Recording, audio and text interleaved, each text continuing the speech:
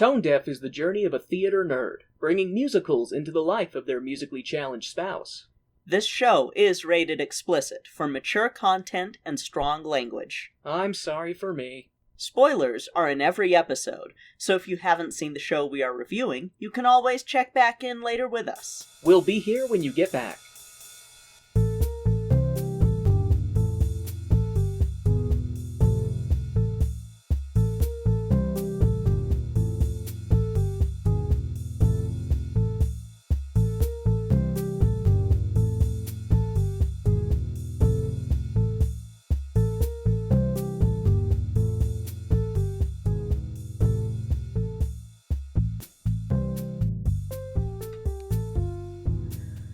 Welcome to Tone Deaf, a theater nerd's guide for their musically challenged spouse. I'm Kay, a musical theater nerd. And I'm Warren. I'm Jesus musically challenged. Christ.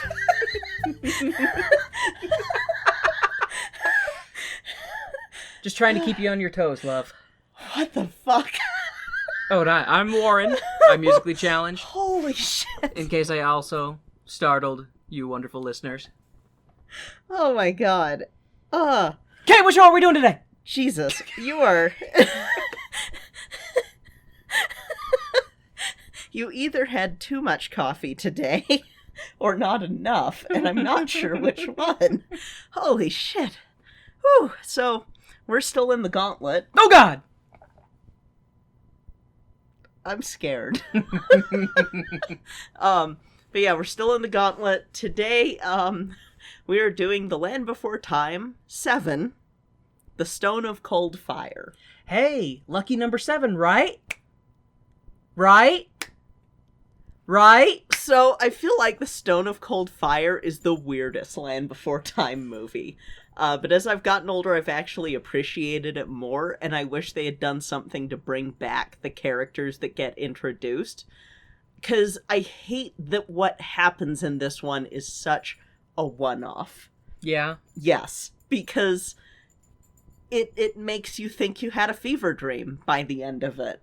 But, released in the year 2000, this is going to be the first post-art shift Land Before Time movie. And we have 2 tone-deaf alumnuses in this. One of them has been in as Spike for every single one, except for the first one. But yes, Spike and his many lines. But he also voiced Ozzy, one of the egg thieves, as well as a couple of one-off characters, and he'll be voicing another one-off character in this one. I am, of course, speaking of Rob Paulson. Makes me laugh. A.k.a. Yakko. Makes me laugh, though, just saying that he voices Spike is just... Mm-hmm. It's kind of generous, because Spike is just mostly... Well, it's kind of like the whole I Am Groot, because he still records each in response to things, so it's the joys of Rob Paulson. But there's another tone-deaf alumnus in this. Michael York. Does that name ring a bell to you? It does, and I don't know where. So he was in another really shitty movie, Lost Horizon. Okay. Was he... Wait. He wasn't the douchey younger brother, yes, he was. Oh my god. Yes, he was. So, he has a voice that I think is fantastic for not live action. Yes. His voice is great. Face not so much, but it's not his fault. He's playing the villain in this one. Fitting. And Rob Paulson plays one of his underlings, as well as Spike. It also features Jim Cummings, so that's fun. Remind me who... Tigger. Oh, okay. And Scar's singing voice after Jeremy Irons' voice went out in the middle of a song, which it's kind of cool to listen how perfectly Jim Cummings blends his voice into that. Mm-hmm. Unless you know, you don't know. And even if you know, you still don't know. And even if you know, you still don't catch it right away. Or if you're me, you don't remember. Or if you're Warren, you don't remember. But otherwise, the cast is the same for the most part. But we learn in this film what happened with the adults when they were on their way to the Great Valley in the first movie. Now, when you say what happened to the adults, do we mean Sarah, like all the adults of the kids that were in the first movie? Bunch of the adults that were traveling together on their way to the Great Valley in the first movie after the earthquake happened and stuff. Big earth shake. Big earth shake, whatever. But yeah, you find out what happened to about half of them.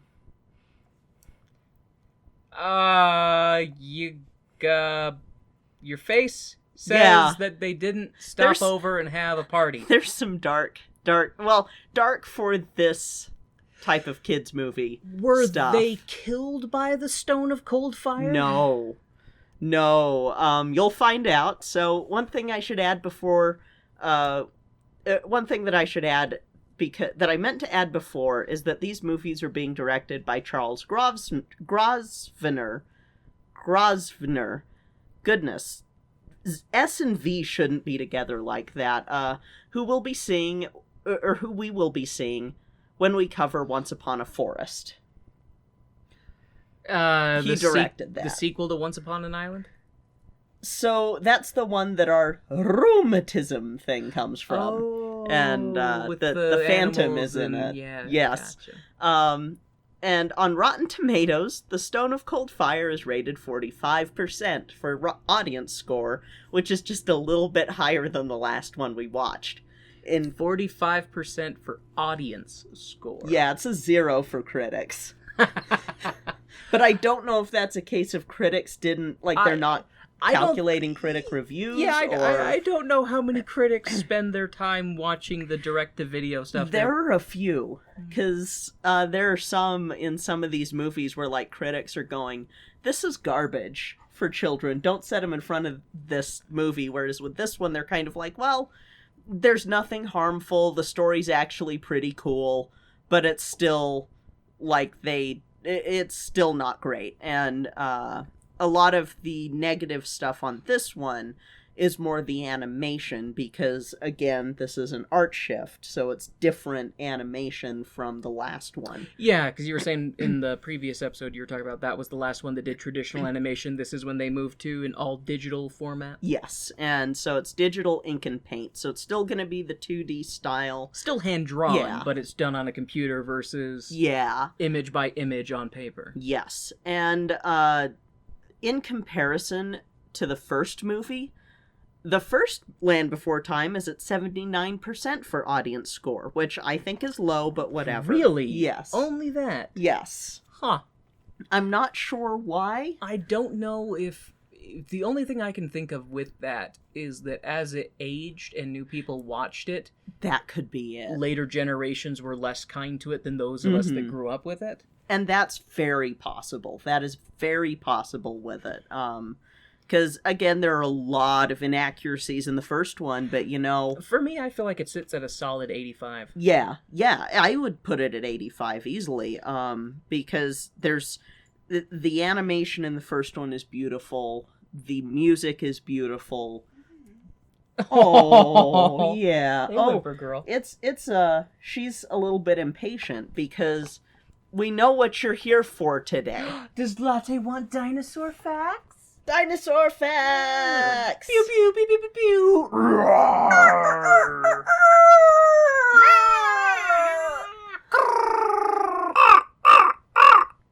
I don't know what noise... I was just making noises. Yours are actually based on things. It's okay.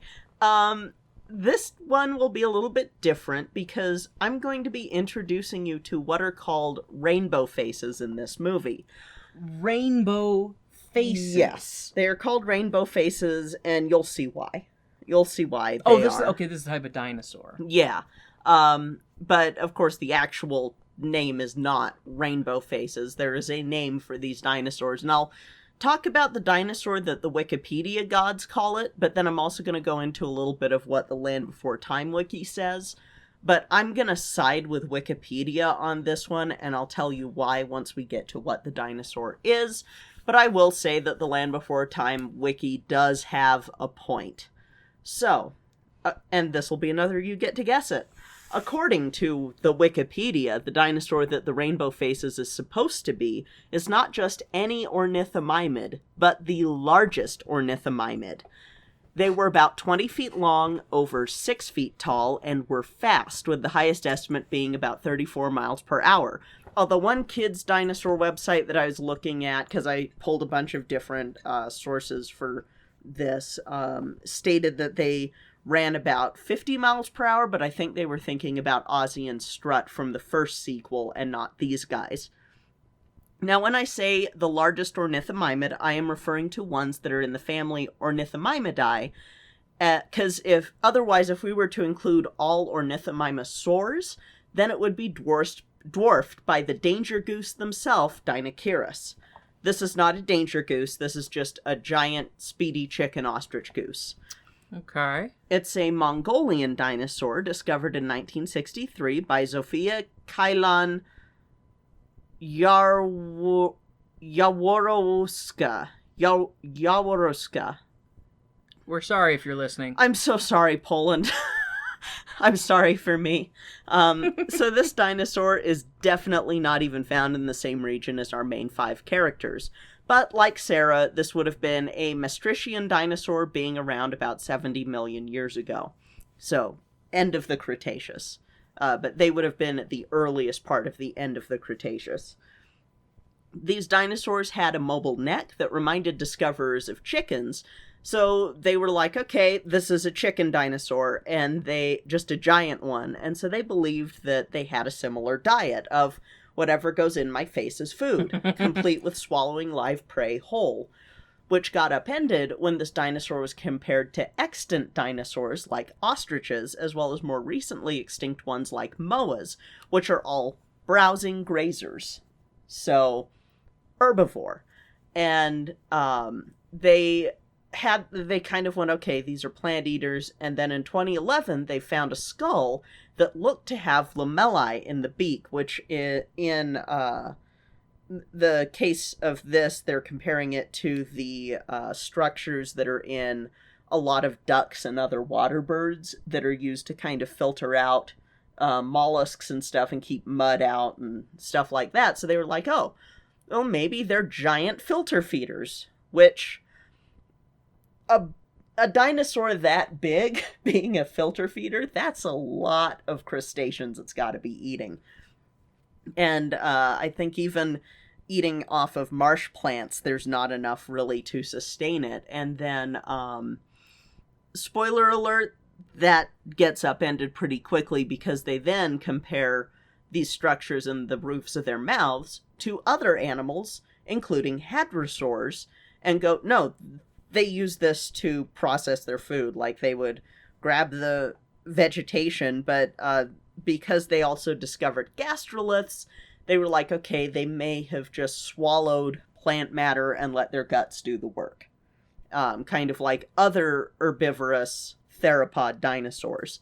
So yeah, these were theropods who went vegan, and like other members of this family of ornithomimosaurs and ornithomimidae, they would have feathers, which you aren't going to see in this movie because that wasn't a popular theory at the time for kids media. But this dovetails well into Helena Walker's theories, because she has stuff to say about this animal, so there's a clue for you. Was it a ferocious predator that would take down large, long necks all by itself? And No. She does agree that this would have been herbivorous, but she thought that they were more into berries and stuff, with the favorites being vegetation, like root vegetables and stuff like that, which would be kind of a feat to watch. But she doesn't describe them as having much in the way of feathering, minus a stupid little top knot on the back of the head. But she does agree that they're fast and thinks that they would be strong enough to carry 3 people on it. Guess that dinosaur! Is it one that you can carry 3 people on in Ark? Yes. Fuck. It's a speedy little fucker who is really hard to catch. It's not Gallimimus. Yes, it is. It is Gallimimus. Yes, it is Gallimimus. Good job. So da da da da da da. God damn it. So what's the species type? You said it was a type of oviraptor, right? Ornithomimid. Ornithomimid. Okay. Because initially when you were... I don't know why I heard oviraptor. No worries. Or maybe I heard ornithomimid and my brain thought oviraptor. Because as you're talking about the size of it, I'm sitting here thinking, is it Gigantoraptor? And then as you're talking more and more about it, I'm like, no way this is Gigantoraptor.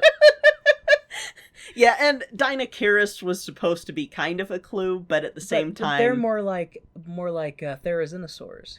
No. So they're in a different group. And we're actually But they're big with murder claws. They're big with murder claws, but different murder claws. Like, they're danger geese, but they're ornithomimid danger geese. And we're going to get into that with the next episode. little bit. Oh. Well, no.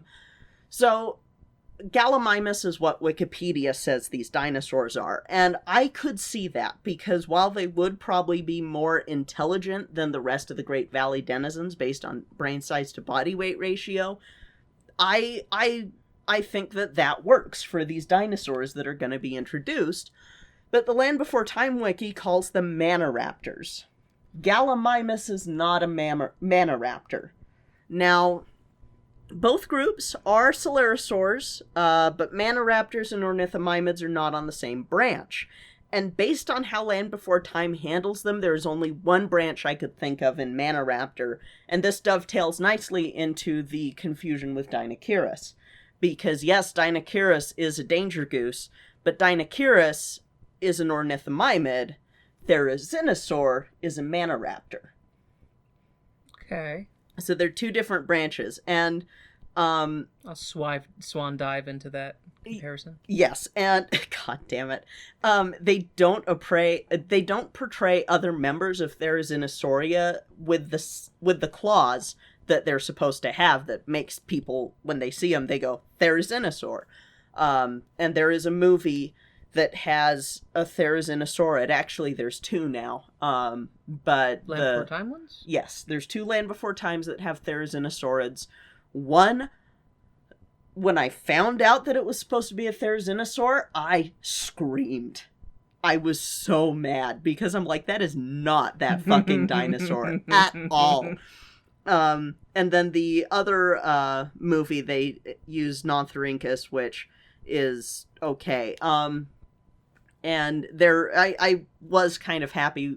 That was the only good thing about that movie, because they had it feathered, and I was like, okay, great. Also, Chomper and Ruby are in that movie, which you'll meet Ruby later. But that's the only thing I could think of, unless they're going, oh, Maniraptor, because Troodons are smart, and they totally would have become humanoid reptilians if they still existed, but also not likely. Did you just give away that there's humanoid reptilians? No, there's not humanoid Okay. reptilians, but it does tie into some weird shit later. But again, it's not likely, because the rainbow faces, when you see them, you will look at them and go, those are just naked galleys. They're just naked Gallimimus. That's all that they are. You know what? I enjoy listening to you talk about dinosaurs as I kind of zone out and look over at your dinosaur statues that are on your desk. Yes, my babies. I'm gonna hug them. Oh, my T-Rex tooth fell. That's a fake T-Rex tooth, but look at my babies. Look at them. And then, at some point, there will be some other extant theropods on my lap while we record an episode, and you'll hear peep, peep, peep from them. It'll be adorable. Someday. And someday. But that whole rant that I went on about Troodon will make sense when you watch this. And yes, what happens at the end does really happen. You are not having a fever dream. You are not imagining it. It really happens. I think this is the movie that I'm thinking of then, with the that weird I ending. ranted about when first ever talking to you about this series, because it's kind of like how you know the ending to Animorphs, which is because I ranted about it to you. Yeah. You don't know how it gets to that point, but you do know.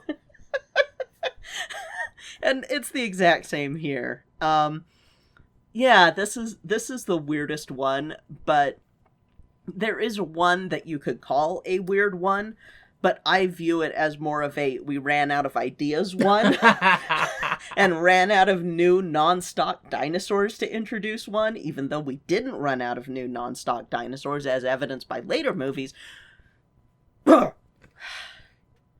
I'm not looking forward to that one. That one, that's one of the ones that I've only seen once. Fantastic. So, anyway, are you ready to go journey and find this the Stone of Cold Fire? Hearing that title, all it does is make me want a Cold Stone ice cream, because we've been dieting. I haven't even thought about ice cream. You're welcome. Fuck. Yeah, it's my fault. Be strong, Kay. Be strong. See, and I'm wondering what the Stone of Cold Fire is, because based on the name, it makes me think that it's a comet or meteor or something. It is something that, they saw it in the sky. Oh, it's fire. But then when they get to it, it's not hot, kind of thing. But then my brain is also like, well, cold fire, if it's cold to the touch, but it creates fire, to me that says it's a chunk of something radioactive. Like, and I just picture them playing with this glow. Oh, it's kind of warm to the touch. And then they all die of radiation poisoning, like horribly. That's why they don't have feathers. They wouldn't have skin. Oh, God, that would be that'd be a dark, like, adult spoof off of this, where they all die of uranium poisoning. So when I was a kid, well, not kid, teen, like late teens, I decided that what needs to happen is Land Before Time 65, and it's the KT impact. And that's just the whole movie. It's the shortest one of them, but it's just Littlefoot standing in the valley and just, what's that? If we hold on together.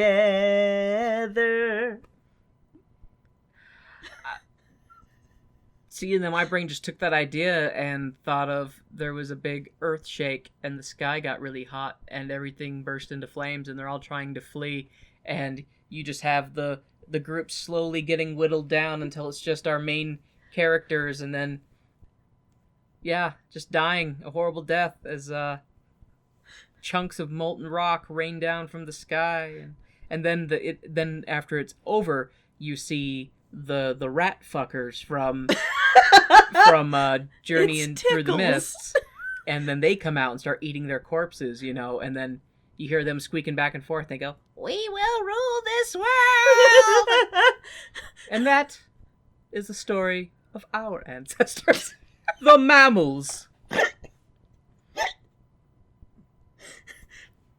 Until ravens take over. Until ravens take over after humans fuck the planet into a coma. Mm-hmm. Or until after I sell out the human race to ravens. I had not considered that possibility, and I don't know why.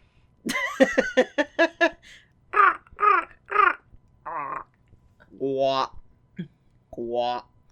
I'll tell you what, you know what? I will gladly welcome the supremacy of our raven overlords if they can get us out of this and take care of those goddamn condor gods.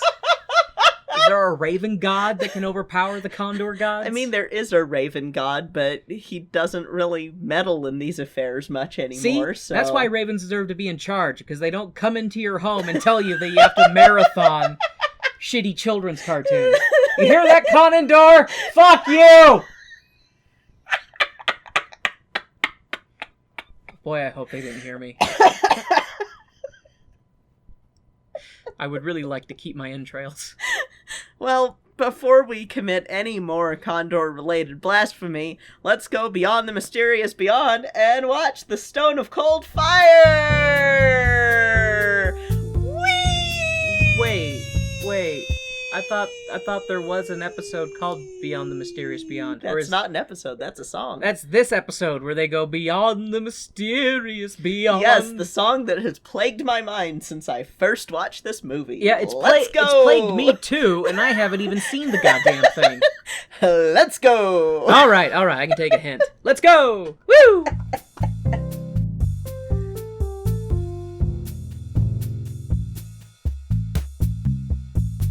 Hey Warren. Hey Kay. Do you know what time it is? Is it time to thank our Patreon sponsors? It is! Woo!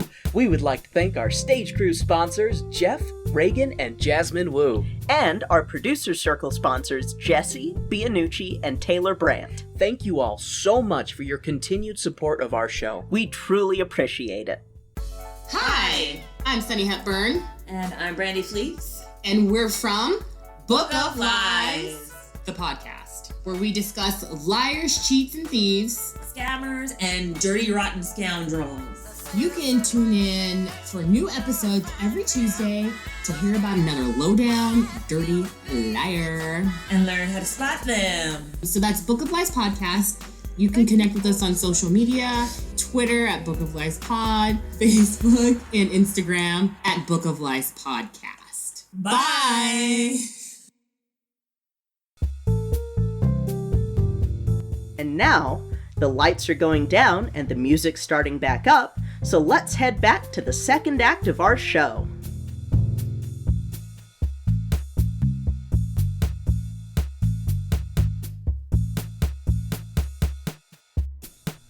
So, Warren, what do you think? Did this exceed your expectations beyond the mysterious beyond?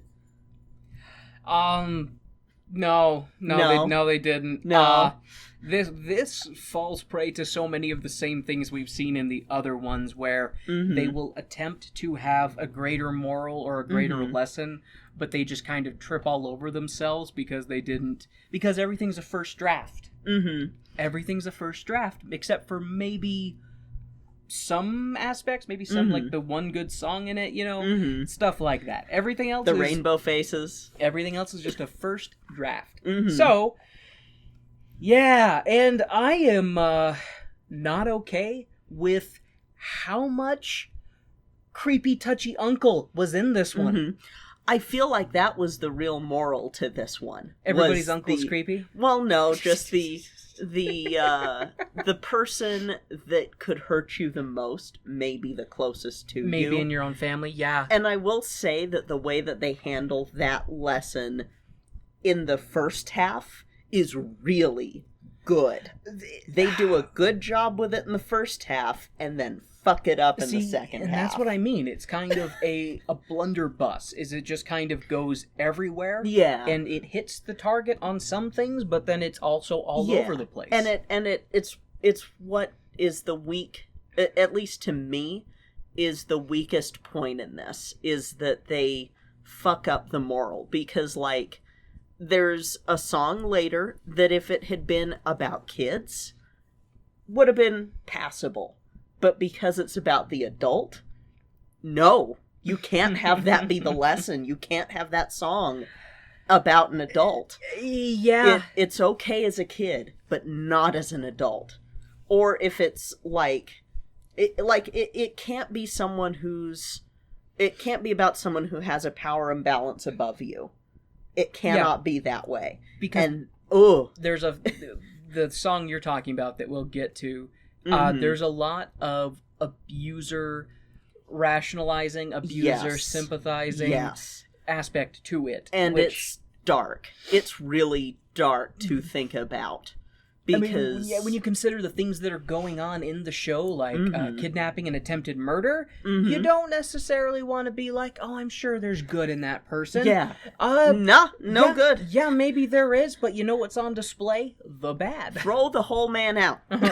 Or in this case, the whole Toronto out. And this is a situation where you throw the baby out with the bathwater.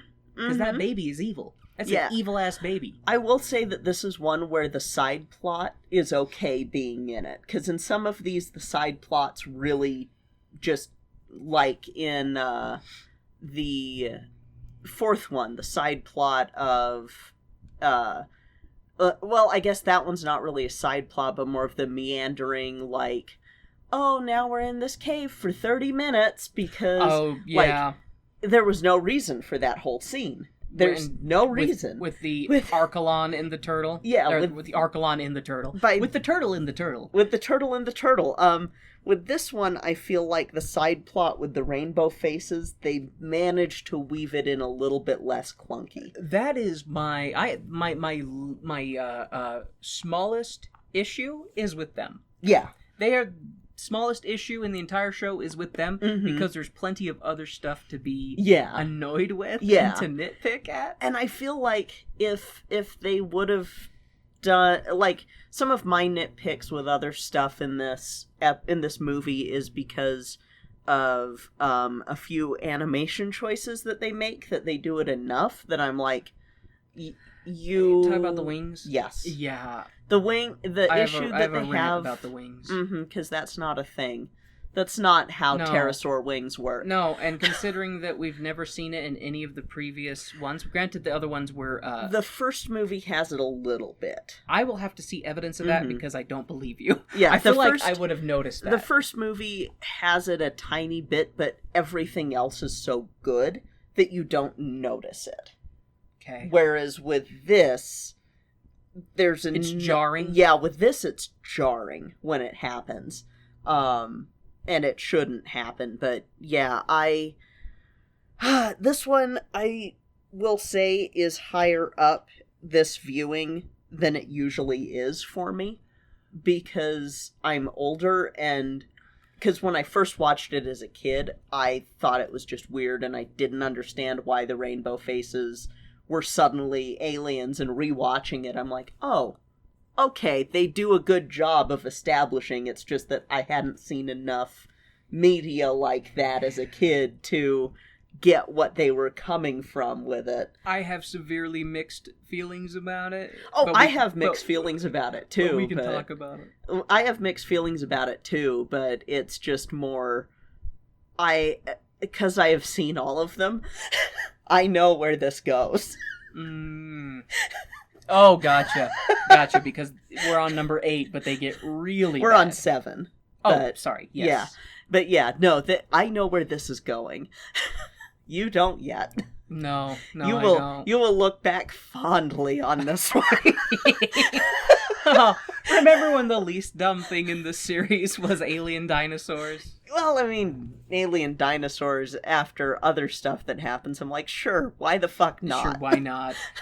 All right, maybe that explains the shitty physics in this universe. Which I have paragraphs to talk about. Well, because I'm starting to sit here going, is this sort of... They don't have the guts to say that they broke physics and really the Great Valley is purgatory? And that's why things can happen, like Sarah trapped in a mud bubble, or Ducky being stretched to where sometimes with or Littlefoot grabbing onto a branch with his tail to hold on to try the and adults grabbing onto things with their tail, their non-existent prehensile tails. Maybe it does work in the physics of this universe, and they just haven't been gutsy enough to tell us those are the rules. Some of those things bother me least than... So we'll talk about it, but one of the issues that does bother me in this is you have these characters, the rainbow faces, who are very obviously highly intelligent because, spoilers, they're aliens. Yeah. And they have space travel, so they're much more intelligent than any living thing on Earth. When they give advice that is physically impossible, or at least playing by their own rules, highly unlikely, highly improbable. That bothers me when you have a character who's supposed to be established as not supremely wise, but incredibly intelligent, giving physically impossible tasks. I have a really fucked up idea with it that we'll get to when we Okay. go there on what they were doing. Just trolling. Hey, let's see if this... Okay. Well, it goes along with my theory that if aliens visit, they're more going to be doing, like, safari stuff, and, like, they tag a human with a radio tracker to see what they're doing, and just like, haha, look at this idiot, let's put him here and see what this idiot does. Does this work on a human? Can you imagine how... Oh my god, I just thought of a funny skit with that. You get, like, aliens who abduct... It's like the version of cow tipping, but they just abduct a human, then drop them in a country completely removed from where they're from, and just laugh. Yeah, just see. Well, I mean, it's kind of what we do with some bird species and some other animal species. Where we relocate them? Yeah, and it's like with corvids, you know, we find out that they have dialects in each area. You can't just take a raven from Colorado and take him to England. They speak 2 different languages. Yeah. Yeah, they'd be like, you suck at bird talk. Yeah. Yeah, so just an example of that. I think I've told you this story when I was working at I don't know if I've talked about it on the show, but I'll avoid it just in case. When I worked at a major pizza chain, when I was a young man, I had a coworker who was from Honduras, and he was a pizza driver, and his English was terrible, but he at least could speak some English, and he talked about he learned English by watching TV, and he hated the Mexicans in Utah because the Mexicans in Utah were mean to him because he was from Honduras. So like you get some of that hierarchy between the different Latinx communities. But he would talk about that he would speak Spanish to Hispanics in Utah, and they would tell him his Spanish sucks, and he'd be like, "Fuck you, my Spanish is perfect. Your Spanish sucks." So that you talking about moving corvids to different locations made me kind of think of that. Even if they're speaking the same language, there's still dialect differences. Yeah, yeah. Okay, enough tangents aside. Well, we're getting stuff out to get in the background of some of our own views before we get into the notes. Okay. The notes for this show. Yes, we took notes for you. I take notes every show. Yes. Otherwise, it would be like, okay, why don't you talk about it? And then I'll be like, oh yeah, I remember that. The Land Before Time VII. The Stone of Cold Fire. This one opens up, instead with, like, the forging of the universe as we've seen before in previous ones, it's just like, hey, the galaxy is here. Isn't that cool? Anyways, we get a really, really annoying narrator, who I assume is one of the new characters, talks like a moron and is like, blinky, blinky lights were in big dark with stuff, but then I realize that this mystery narrator actually is fucking Petrie. Yes. And they start saying that before all the other dinosaurs exist, the Flyers lived, and that they were the supreme apex rulers of the dinosaur world. And we see that Petrie is taking a page from Sarah, and he's become a complete racist and thinks that his species is the best. Anyways, Sarah is like, bullshit. Flyers are not the best, you flappy little bastard. Where did you hear such nonsense? And Petrie is like, my disgraced uncle, who is not around because of unspecified reasons, told me so. And we're all left to speculate what horrible thing Petrie's uncle did to get kicked out of the herd. Meanwhile, while Sarah talks about Petrie's pterodactyl uncle, the others notice a wandering herd. So I made those jokes. Before what happens later. So I might be a judgmental asshole who jumps to certain conclusions, but sometimes I'm a right judgmental asshole who jumps to certain conclusions. So the others notice that there is a wandering herd who has moved in from the cold lands, passing through to rest and recuperate before moving on. Sarah is like, fuck, those moochers eating our food and then leaving. I hate immigrants. God damn. And then we start to hear the adults calling all the other kids to come back to their respective nests. During the sleepy time, when the big bright is gone and the tiny brights are out, baby I mean, that's how they explain stuff, right? Baby Step sees a flying rock that's on fire and is like, holy shit, the title just flew by.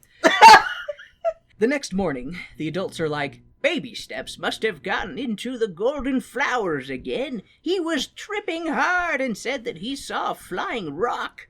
And Baby Steps gets mad and is all, I know what I saw. I didn't imagine it.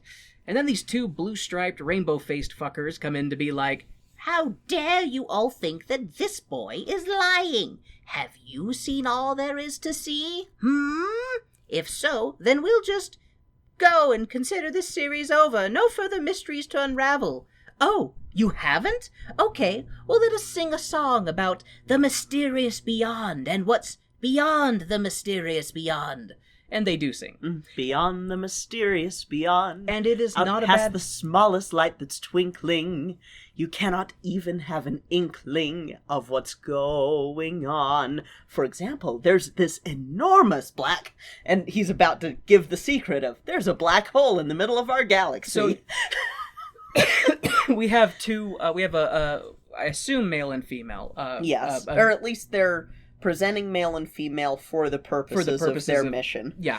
And so these two and their partners, and the male wants to tell more than he should, and the female is always like, stop it, you're saying too much. Yeah. And that's when he wants to tell them too much, about space. But yes, so the Beyond the Mysterious Beyond is a good song.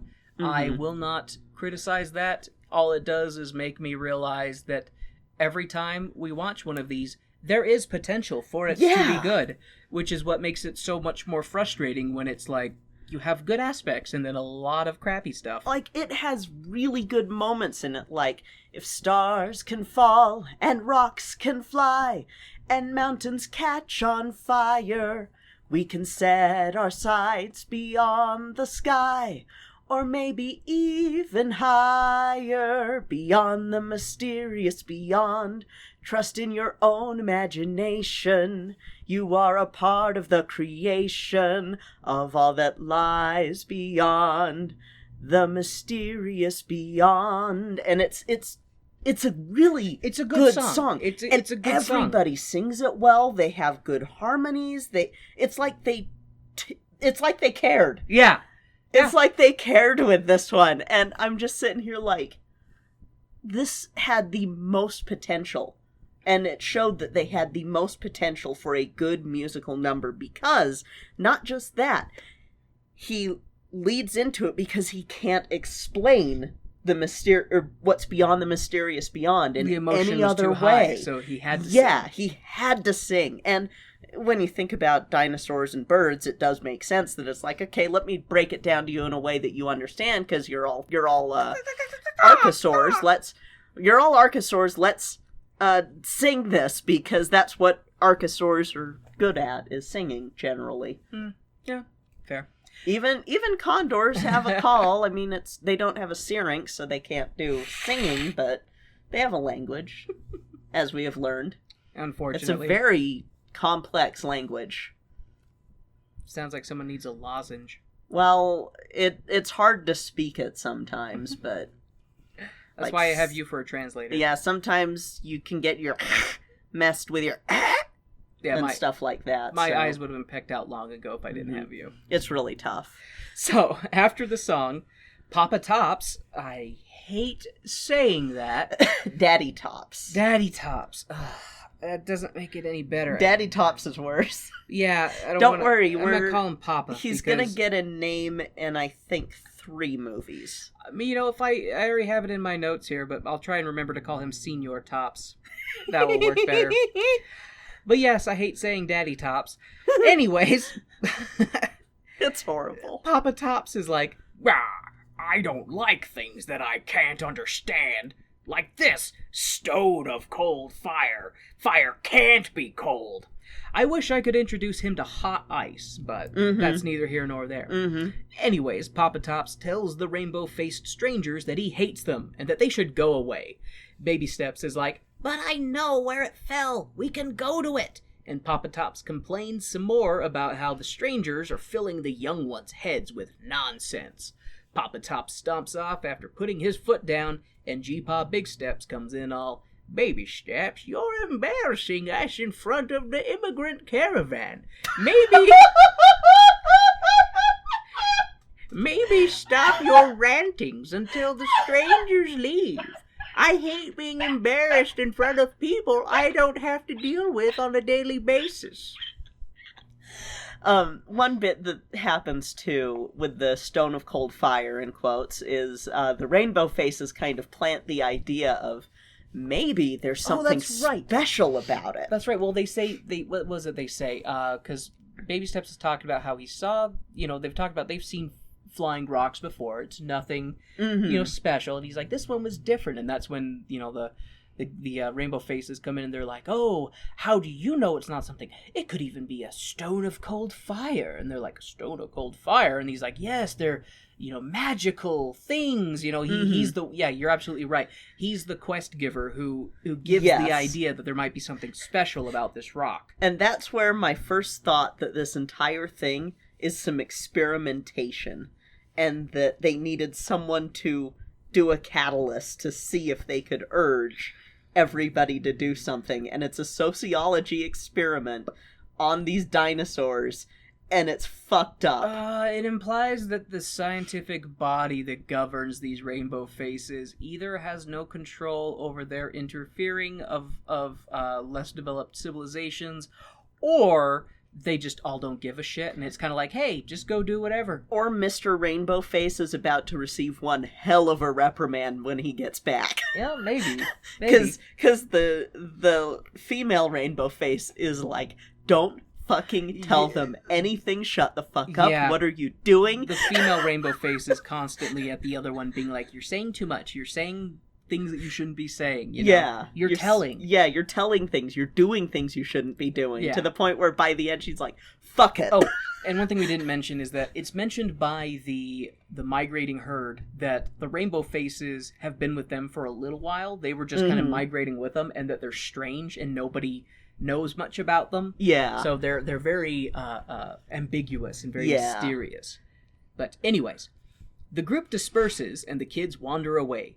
Baby Steps complaining about how no one believes him, and suddenly Petrie's pterodactyl uncle comes in with a heavy bad touch vibe. He scoops up Petrie, literally scoops up Petrie, and is all, oh, Petrie, surely you recognize your creepy Uncle Tyranno. And Petrie is like, we're within 500 yards of a school. I don't think you're allowed here. That's really funny considering the next one. And creepy Uncle Tyranno is like, never mind that. I'm so intrigued by this stone of cold fire you saw, and I want to help you find it. Sarah tries to be like, we don't trust you. And Tyranno shoots back with an, aw, your old three-horns daughter. I see the stick up your ass gets passed down too. And as the other kids try to tell Tyranno that they're not interested in his help, his two buddies, Rankus and Rinkus. Oh, dang it, I spelled that wrong every single time. I did Rankus. Think Rampharinkus.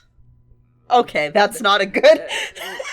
I'll try and remember Rinkus and not Rankus. Rinkus and Sierra, it's a Sierradactylus. Two other species of pterosaur, fly in to be like, ooh, we're super trustworthy and not at all on a watch list for our private activities. The kids remind the three creepy, surely the villains of our movies, adults, that 1, they don't want their help, and 2, they're still too close to a school zone, and their van with candy spray painted on the side is a dead giveaway. The kids leave the scene, and the three flying lizards vocalize how they indeed are the baddies, and how they want the Stone of Cold Fire for reasons. Mm-hmm. We don't know why, they just know they want it. Not yet, at least. Yeah. Onward, the scene changes to G-Pa and G-Ma Big Steps in the sex lake when Baby Steps slips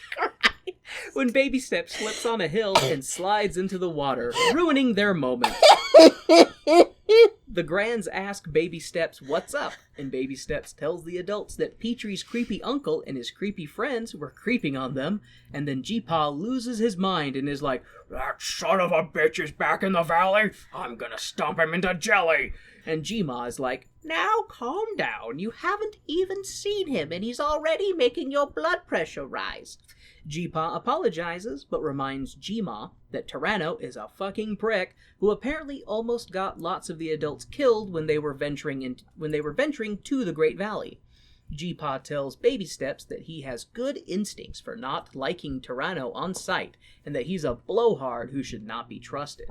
They talk about how he thinks he always knows what's best, and he's not to be trusted, and he'll lie, and he's always scheming, stuff like that, but they won't tell what happened. They won't give the backstory yet. They're always doing, we'll tell you when you're older. And Littlefoot's like, why do I always have to wait to be older? Why can't you tell me the important events that I need to know before I'm in a life or death situation? Yeah, and it's one of those things that the lesson with this, I feel, not just is towards kids, but is towards the parents watching the movie with the kids. If they are. But yeah, it's tell you. They should talk to your children. Yeah, talk to your children, tell them why, because if they don't know why, they don't understand. And it's very... Because this movie, and I kind of had the aha moment watching it a little bit too, is... The main plot was very uncomfortable to me as a kid for reasons that I'm not comfortable sharing on the podcast, but I'll just say that it never got super bad, but it could have. Mm-hmm. And the danger might be coming from inside the house. The danger was coming from inside the house, and luckily it never got to the point where it gets with a lot of kids. But, like, this is something that is such an important lesson, and I'm glad that the first half of the movie does that. Unfortunately, the second half fucks it up. Yeah, but big time. The way that it's handled in the first half of the movie is very realistic, because a lot of parents will be like, oh no, you can't hang out with my brother, or you can't hang out with your grandfather unless one of us is with you, or you can't... No, you can't go over to the Thompsons' house, without one of us being over there with you. Yeah, and they won't tell you why, and until you're older, but sometimes it's too late, and it will have already happened. And then you have to deal with the betrayal of trust, not just from the adult that hurt you, but also from the adults who could have told you sooner, this is why you really don't want to go over there alone. And it's just very, like, I don't want to, like, blame parents for it, but it's more of a, you need to be very open with your kids about these serious issues and about why. It's one of those things when I was a kid, my mom, would try to be really open about some things because she didn't want that to happen, but there were other times where, like, I didn't know until I was older why I wasn't allowed to see certain people, and then it was like, oh, I kind of wish I had known, because at first I was like, well, why won't you let me see them? Why are you being mean? I want to go see so-and-so. Yeah, and that's where Petrie's at the whole first half of this movie. That's excellent. It's an excellent way of putting it. So you feel for Petrie as an adult,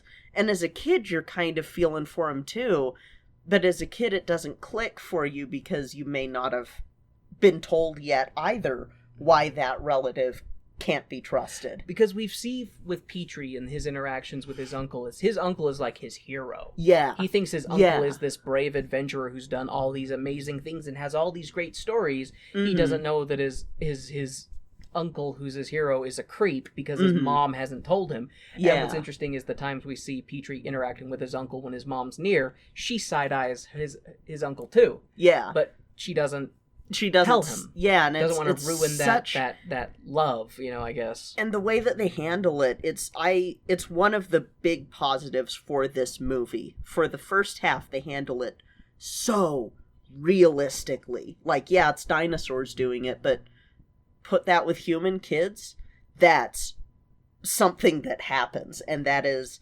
such a deep lesson. And I always think that parents should be watching these movies with their kids anyway, because it's great to have morals in movies, but a lot of times they go over the kid's head still, so you need an adult to kind of sit and talk with them afterwards. It's why I feel like I don't like the park your kid in front of a TV method of parenting, because if they're just getting it... I mean modern parenting?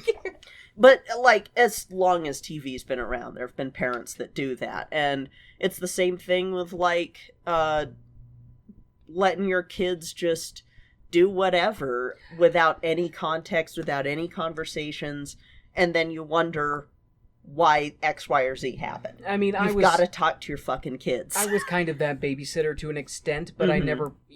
Then again, the media that I was putting on for my sister, I knew what was in it, type of thing. I'd already seen it.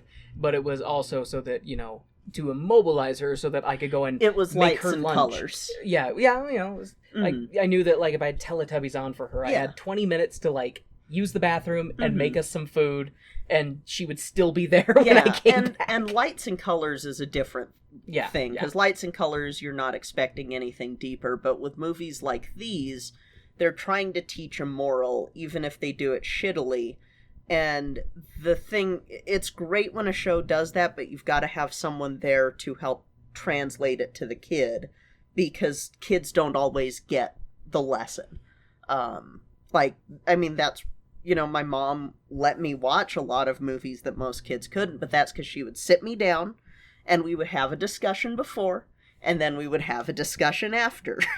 And it was very much like, you know, okay, well, this is what you're going to see, and this is what it's going to tell or talk about, and this part isn't necessarily correct, but they have a good lesson here, and this is what it is. And ba-ba-ba-ba-ba-ba. Well, I remember there would be times when I was a kid that I might, if I was watching something or if I'd heard something, I would ask my parents something, and if it was something that was maybe too mature that they weren't sure if they would tell me, they would say, now, I can tell you, but, you know, great example would be, I remember asking my dad, I don't remember what it was I asked my dad, but I'd asked him a question, he said, now, I can tell you the answer, but it's about sex stuff. Do you want to hear the answer? And I remember being like, no, I don't.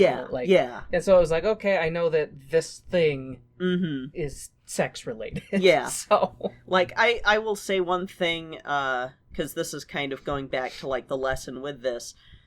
My parents told me about one of my dad's brothers, and they were pretty open about that.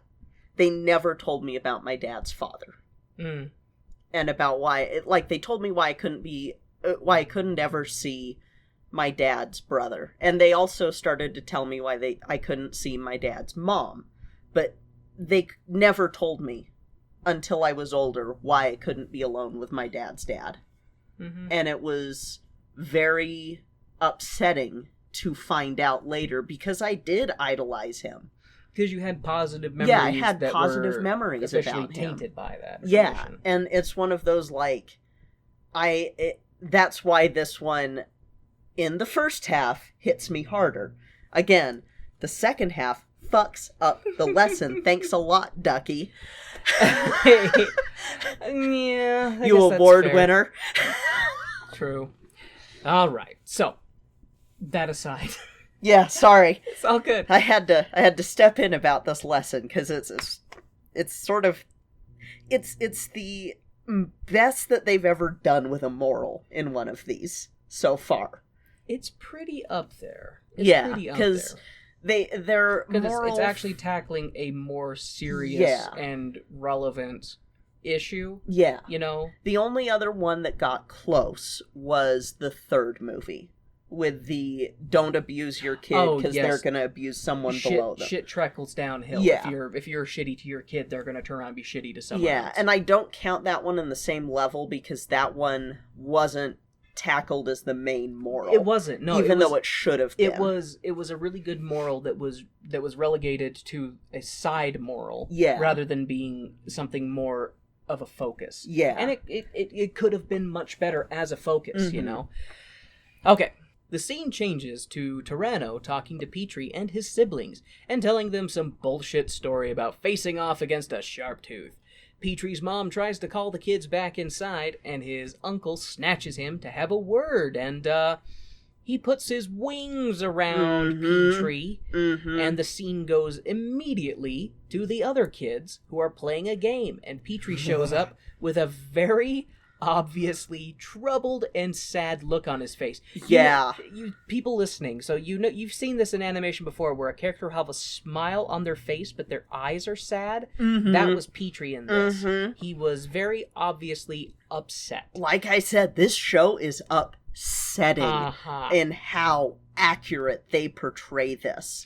You know what Petrie's thinking. And this isn't even like a sexual abuse thing. This is not This is just any sort of... I make pedophile jokes in this, but Petrie's uncle is not a pedophile. No. But he definitely gives off the creepy uncle vibes. What he's doing, though, is something that is counter to Petrie's morals, and he's making Petrie go against his own morals.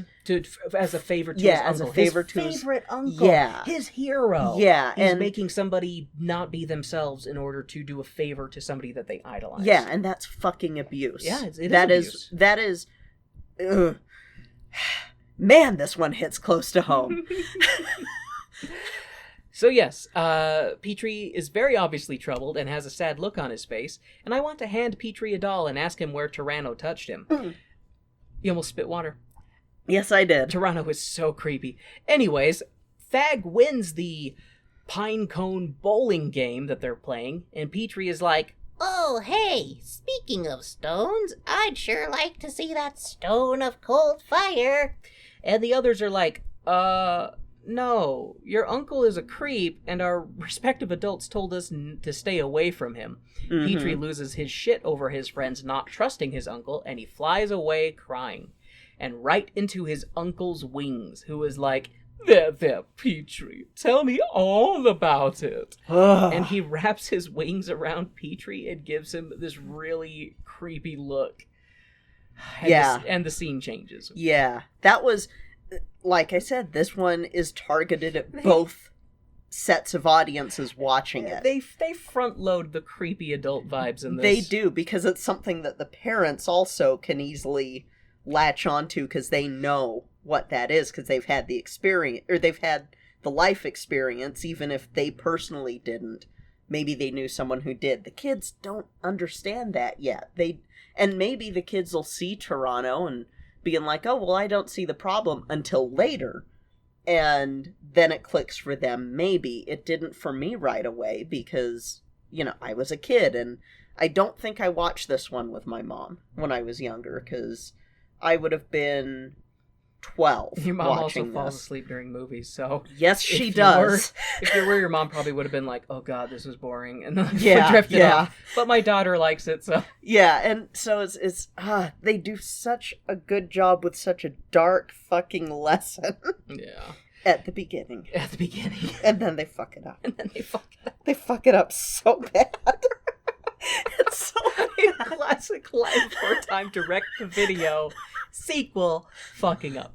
Okay, the scene changes to that night, and for some reason, all the residents of the Great Valley are in a big cuddle pile with the immigrant caravan. And while all the different dinos are sleeping next to each other, Ducky wakes up before she hears Tyranno and his goons talking about their evil plan at full volume in the middle of the cuddle pile at night.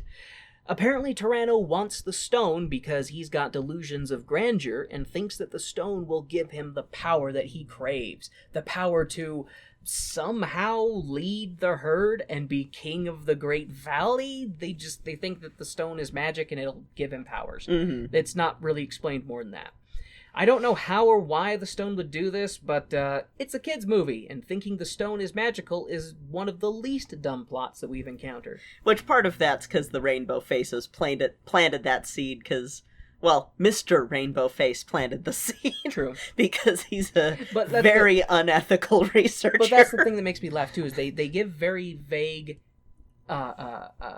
descriptions of what the Stone of Cold Fire might be. Yeah. So the bad guys just make up in their own heads what it'll do for them. That's why I think it's a sociology experiment that he decided to do, and she's just like, Lady Rainbow Face is like, you have to stop. This was our last chance. Stop it. Anyways. I hope I get reassigned when we go back. I will have a word with the High Council when we return to the mothership. Anyways, while yelling his master plan out loud, Tyranno's henchman spots Ducky, who is spying on them. Wait, does it count as spying if you're just within earshot of people talking about crimes out loud? Oh god, Tyranno is just another GQP moron spouting nonsense out loud and thinking that he's a sly genius. Fuck, our reality is as stupid as the 7th installment of a direct-to-video children's movie. GQP? Yeah. The Grand Q Party. Fucking Christ. Think about it. They say God. incredibly stupid things out loud. Just think about the last idiot in charge, how he would commit crimes. Oh my god. Blatantly. I wasn't sure what GQP... Yeah. Wow. I'm surprised you haven't seen that. No, I haven't, because I've sort of tried to... Well, that's right. You don't spelunk in the dark recesses of Nazi Twitter like I do. No, I just get into... I don't get into it, but I watch therianthropy arguments and sit there and go, I really want to say shit, but I don't want people finding the podcast. But then I go, well... That's why whatever. I don't mention anything about our podcast on my private Twitter account, and I just go and... Yeah, I should have followed that. Fight assholes. Anyways. I should have followed that. Now I have to be good on my Twitter. God damn it. I'm slowly... The worlds are colliding slowly, so... I mean, if Nazis found our podcast and review bombed it, it would just be like, yeah, but you're a fucking Nazi. So... And that's kind of the way that I've been with some of the folks that I would have been blow the ghost arguing with. Okay. Wow, tangents. Anyways, Ducky gets spotted and Ducky naps, and the trio of baddies fly off while Ducky screams and wakes up everyone in the valley. Everyone sees Tyranno and his criminal friends committing crimes, and Petrie is in denial that his super friendly uncle who gives him special hugs could be doing something bad. You know what? Tyranno gives me the best special hugs. They tickle.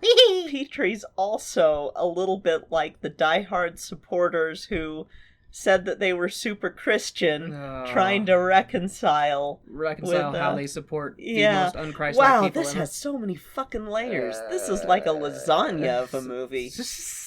I miss lasagna. Shitty lasagna. I miss lasagna so much. Surely there must be a misunderstanding. Yeah, so Petrie's in denial that his uncle could be doing something bad. Surely there must be a misunderstanding. But no, Petrie's mom gets ready to tell her son the terrible kind of sort of secret about Tyranno. God damn it, I have his name in here, and I want to pronounce the P when I get into my notes. Pterosaur. But the scene cuts... The scene cuts away to the villains flying away with Ducky in their grasp. Petrie catches up and is like, "Let her go!" And Tyranno's goons smack Petrie out of the air and to his death. But he lands in the water and apparently is fine. Baby Steps swoops in and scoops up Petrie from the water that he landed in, and Petrie's okay. Baby Steps saves. The next morning, the adults are gathered and they're like, "Gah! Tyranno, that bastard! How could the kids be so stupid to be fooled by him?" And then they're reminded that the kids were not around when Tyranno did his bad thing, and the adults, led by G-Paw, tell about how Tyranno was an ass clown who led a bunch of the herd to their deaths when everyone was looking for the Great Valley. But Tyranno, in classic ass clown tradition that we've seen in recent years in the real world, doesn't accept any responsibility for the needless death that his ineptitude caused. After the story is done, and the adults then are like, "Someone has to save Ducky!" Well, and Petrie even does a whole, well, it's not their fault. It's not Tyranno's fault they couldn't fly. Yeah, because Tyranno, he's leading them away, and he basically leads them into a canyon that's a nest for sharp teeth. Yeah. And all of the herbivores either get killed or fall to their death or are eaten or whatever. And they show, battle, yeah. Yeah, they show it. And the one that sticks with Tyranno the most is the Hadrosaur falling off the cliff. Yeah. And that's comes back later. But then they, Tyranno goes back to the herd, and in the story they're like, he never told us what happened to the others. All he said was it wasn't his fault. Mm-hmm. And then Petrie's like, Well, it's not his fault that the others couldn't fly, that they're an inferior species. One day, the flyers will reclaim their mantle of dominant species. Ow! Whose clade is going to be dying out before, like, who's not going to have any remnants, Petrie? Any remnants at all? At least the other denizens of the Great Valley have theropods passing on their lineage. remember, there are probably people who still think that tyrannosaurs are the descendants, or birds are the descendants of tyrannosaurs. Hello, because flying. listeners. Kay here. Tyrannosaurs are not dinosaurs. Birds are dinosaurs, but tyrannosaurs are not dinosaurs. Pterosaurs are not dinosaurs. Why did I say tyrannosaurs? Pteranodon, all those pterosaurs, they're not dinosaurs, folks. They're not. They lived at the time of dinosaurs. Yes, and They they're were- archosaurs. They are archosaurs, but not all archosaurs are dinosaurs. But all dinosaurs are archosaurs, including birds. Hashtag birds are the best reptiles. So yes, anyway, they're like, somebody has to save Ducky, but then they don't. But then they don't, like, hatch a plan until baby steps hatch. Because, okay. But then I thought that was a pun on purpose. no, that's a... I guess I could say formulate a plan, but hatch was just what came to mind when I was typing this out. But yes, they don't, after they're like, we have to save Ducky, they don't then hatch a plan to tell Baby Steps to lead them to where the stone fell. So the kids, on their own, are like, Fuck it, we'll save Ducky. Well, we'll save Ducky ourselves. and they run off. But the Rainbow Faces see the kids and they're like, They have potential, but the Prime Directive says we can't interfere. Even though we've been interfering, apparently, since we've been traveling with this wandering herd and shit. But plot doesn't matter in these movies, remember? Every aspect is a first draft. I mean, they can kind of hide and try to blend in, but then if they start to, like, go past blending in, it's kind of like when you're doing a nature documentary. You can sit there and follow the animals, but you can't go in and, like, help the animal that you're documenting. You have to let nature happen. which these It assholes sucks. do not do. Yeah, these guys don't. Well, specifically, They Mr. Rainbow Face They doesn't. interject, call the natives dumb, and then tell them, hey, there's magic that exists. Go find the magic. It's all on the male, because the female tries really hard. Oh, here we go with the male. I'm just kidding. I'm just saying, I'm like, just the female one is probably the higher ranking officer and is probably like, you motherfucker. It's that, or else, like, maybe they're on... I imagine that they're partners and they're not necessarily higher level. I mean, maybe, but at the same time, if she is the captain, the one in charge, he's insubordinate as fuck. Yes, that's true. Or they're from different departments and there's an interdepartmental rivalry and he's on sociology whereas she's on biology and she's just like, you motherfucker, you are ruining my research, and he's like, no, I'm enabling it. It's a joke and say she's from legal and trying to keep him within compliance. But anyways, onward! The three amigos of evil land for a rest. And is it Rinkus? Yes. Rinkus is like, gah, I hate this little yup thing. It's so annoying. And the baddies end up fighting amongst themselves, and Sierra gets knocked off a cliff, and when the others go to get him, Ducky tries to scramble away. The villains give chase, and Ducky falls through solid rock. It's similar Solid rock. The rock is like 8 inches thick. It happens in the first movie with Petrie. When The lightest animal falls through rock. Yes, it happens in the first movie when Littlefoot first meets Petrie and flings him, and he goes crashing through rock and creates a hole in the rock. I don't know why I remember that. I didn't remember that. I guess it's because I love that movie and I didn't want to remember things that make me go, It's one of those things that's, the more I'm going, maybe they are being consistent with physics, and maybe the physics in this Land Before Time, maybe they all died in the earth shake. Maybe the rock is made of peanut brittle, and that's why it breaks. Or it's the thin as shit crust. But it's not thin, like they show it. It's like thick. You know what I mean, though. Like, it's fragile crust. It's like... But that's the thing I don't get, too, is that Ducky's the one that falls through, but the adult pterosaurs sit on top of it, and they're fine. They don't break through it. It's... the physics in this is... I'm thinking about this too baby dinosaurs are as dense as little black holes, and so that's why. But they also, when necessary, can lose all of that density to be trapped inside of a bubble. God, you haven't read Alloy of Law. No, I haven't. And that is literally something that can be done, is storing your Okay, I'm not gonna... Is it in Z-space? Does it go to Z-space? Because if not, then I don't want to hear about it. It's called ferrochemy. Like there's alchemy, and there's... So the magic system in that series is metal-based, and I'm going to talk about this way too much if we start talking. Okay. So side tangent, Brandon Sanderson's a great fantasy writer, and everybody should read the Mistborn trilogy, and then there's companion novels afterwards that's in the future, and stuff is different, and read those too. Please notice me, Brandy Sandy. You are so... I gave you the book that he signed for you, and he was very sweet. And he said that I have an awesome fiance. Yes, it was before we got married. Yes. And so, yes, Brandy Sandy, Warren likes you. That's Warren. Very much so. So yes, Ducky tries to scramble away. The villains give chase, and Ducky falls through solid rock into a cavern and is presumed dead. But nope. Ducky is alive, but does fall into some cave water, and some ominous shadows lurk in the distance. Ominous rainbow-faced shadows. Yes. It's very clearly their outlines. Yeah, it's very clear. Like, I don't know if they were trying to be like, oh no, is there sharp teeth in the cage, or in the cave? But you see them and you're immediately like, oh, that's the rainbow. That's them. So I guess it's more to be like, why are they following them? What's going on? If you're not in the know that they're aliens yet, because little kids wouldn't know right away unless they watched a lot of that material, because again, you're more towards kids. All right.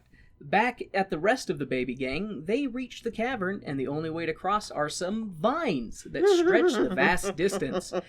Sarah has a moment of meta-lucidity and is like, this shit sucks. Every time we leave the valley, we end up in danger trying to cross a canyon, and I'm always in back getting attacked by something. So this time, I'm in front, so I'm not in danger. And the others are like, okay. And they set out across the vine bridge, if it can be described as such. So I want to tell you something that just happened when you said okay.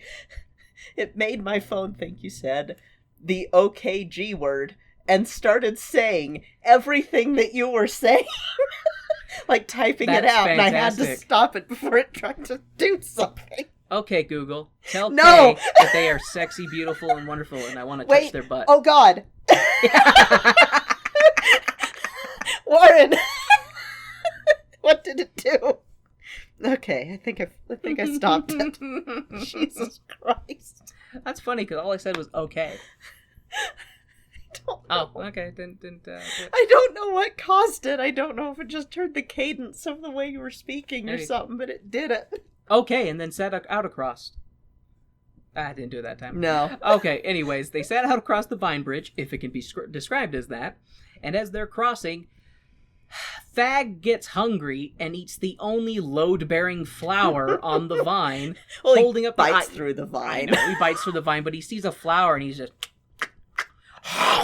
and takes a big old chomp out of the vine that's holding them above the canyon of certain death, causing the others to almost fall to their deaths. But luckily, they swung into the very same cave that Ducky is hiding in, and the gang is reunited at last. Petrie tries to apologize to Ducky for his horrible, horrible uncle, and Ducky is actually, He's the least horrible out of those horrible assholes who almost got me killed.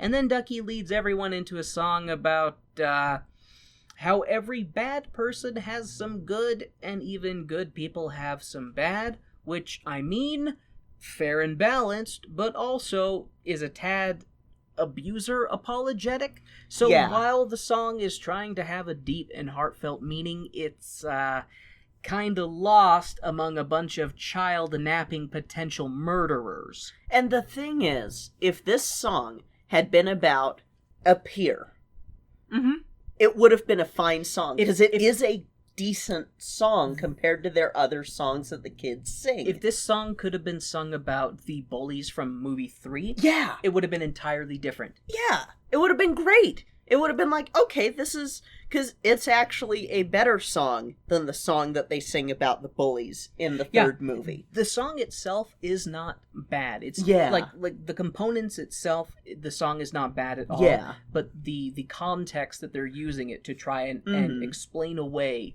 adults who have been responsible for death and are actively trying to do bad things. Yeah. And have kidnapped a small child. Yeah. And almost got her killed, trying to be like, oh, they didn't mean it. Yeah. They've got some good in them. It's kind of like, whoa.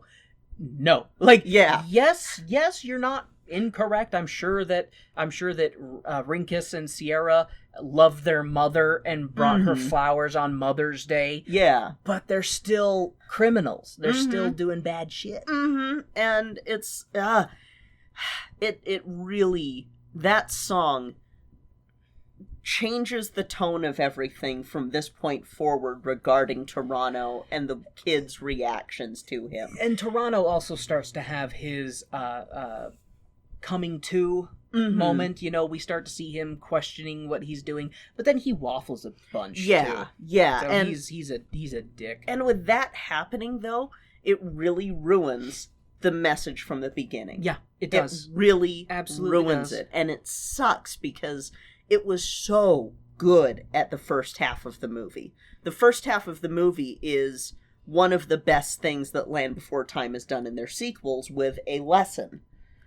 Yeah, I would agree with that. But it gets this last upended. part upends it, and it makes me so angry because they had the potential and they fuck it up. How many times have I said that, you know, this could have been good if they'd have given a shit? It seems like this one they maybe gave a little bit more of a shit, but in the wrong ways. I don't know if, like, the studio, I don't know if there is another draft of this, because we've learned from the last one that they did have drafts of these movies. I don't know if there was another draft that had it be more like, no, this is bad, and this is why, and ba-ba-ba-ba-ba, and the studio head was like, you can't do that in a kid's movie.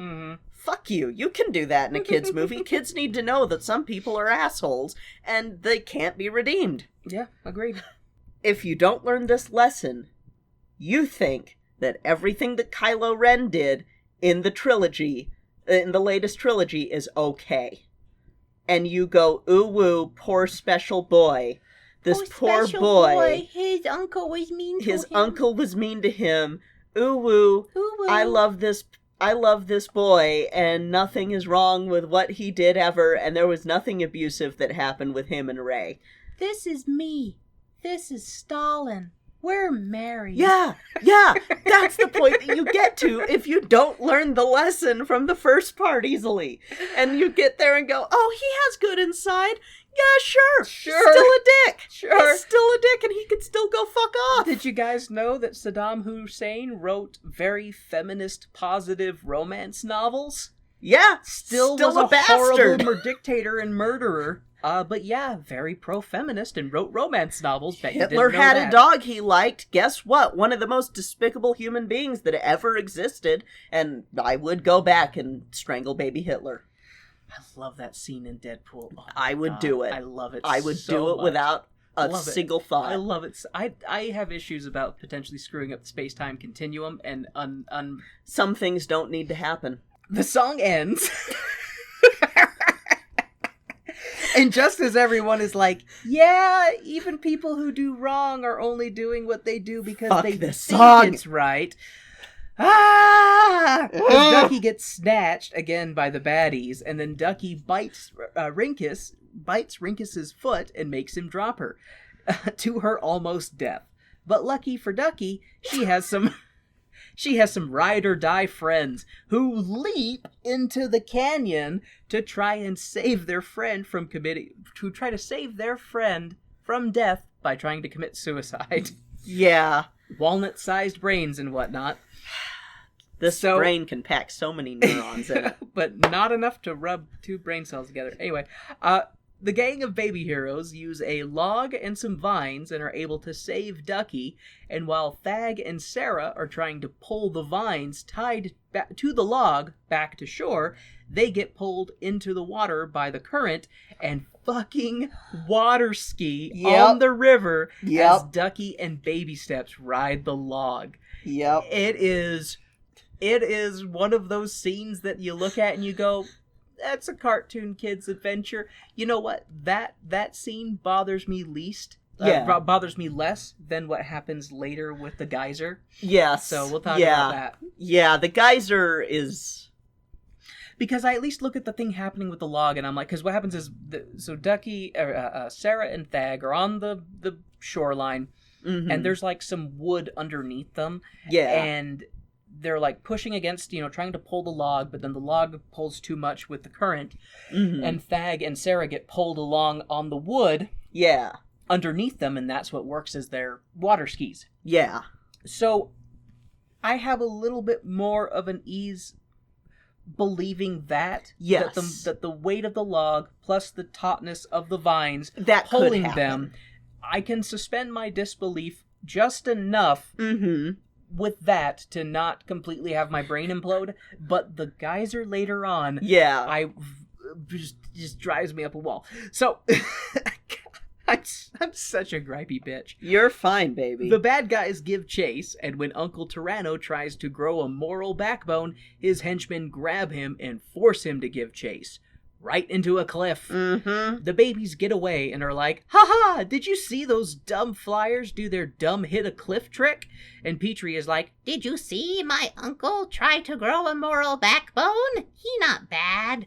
And then immediately cuts to the baddies and Tyranno being like, "I'm the baddie in charge. You listen to me, okay?" God. And as he goes to fly,